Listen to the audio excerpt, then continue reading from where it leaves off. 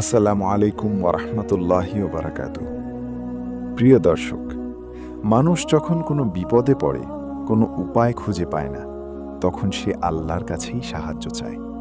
কারণ একজন মুমিন জানে আল্লাহ চাইলে অসম্ভবও সম্ভব হয়ে যায়। কিন্তু অনেকেই অভিযোগ করেন, আমি তো অনেক দোয়া করি, তবুও আমার দোয়া কবুল হয় না কেন?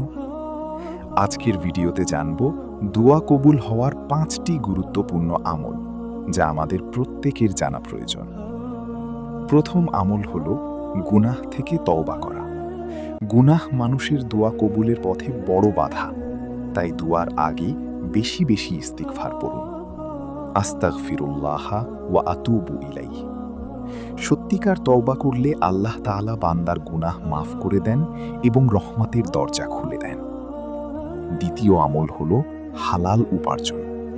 আমাদের খাবার, ব্যবসা এবং আয় যদি হালাল হয়, তাহলে দোয়া কবুল হওয়ার সম্ভাবনা বৃদ্ধি পায়। অল্প হলেও হালাল রিজিক আল্লাহর কাছে অত্যন্ত প্রিয়। তৃতীয় আমল হল দোয়ার শুরু ও শেষে দরুদ শরীফ পড়া। রাসূলুল্লাহ সাল্লাল্লাহু আলাইহি ওয়াসাল্লামের প্রতি দরুদ পাঠ করলে দোয়ার বরকত বৃদ্ধি পায় এবং তা আল্লাহর দরবারে গ্রহণযোগ্য হয়। চতুর্থ আমল হল দোয়া কবুলের বিশেষ সময়গুলোকে কাজে লাগানো, যেমন তাহাজ্জুদের সময়, সেজদার মধ্যে, আজান ও ইকামতের মাঝখানে, রোজাদারের ইফতারের সময় এবং বৃষ্টির সময়। বিশেষ করে তাহাজ্জুদের সময় আল্লাহর রহমত বান্দার খুব কাছাকাছি থাকে, তাই এই সময় বেশি বেশি দোয়া করা উচিত। পঞ্চম আমল হল দৃঢ় বিশ্বাস নিয়ে দোয়া করা। মনে রাখতে হবে, আল্লাহ অবশ্যই আমাদের দোয়া শোনেন। একজন মুমিন কখনো হতাশ হয় না, কারণ আল্লাহ হয়তো সঙ্গে সঙ্গে দোয়া কবুল করেন, অথবা কোনো বিপদ দূর করে দেন, অথবা আখিরাতের জন্য উত্তম প্রতিদান জমা রাখেন। এখন একটি সুন্দর দোয়া পড়ি। রব্বানা আতিনা ফিদ দুনিয়া হাসানাতান ওয়া ফিল আখিরাতি হাসানাতান ওয়া কিনা আযাবান নার।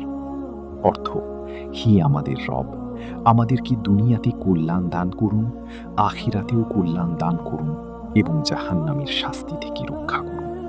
প্রিয় দর্শক, মনে রাখবেন, কোনো দোয়া কখনো বৃথা যায় না। আল্লাহ আমাদের প্রতিটি চোখের পানি দেখেন, প্রতিটি কষ্ট জানেন এবং প্রতিটি দোয়া শোনেন। তাই হতাশ না হয়ে নিয়মিত নামাজ পড়ুন, গুনাহ থেকে বেঁচে থাকুন এবং আল্লাহর কাছে আন্তরিকতার সঙ্গে দোয়া করতে থাকুন। আল্লাহ তাআলা আমাদের সকলের নেক দোয়া কবুল করুন। আমিন।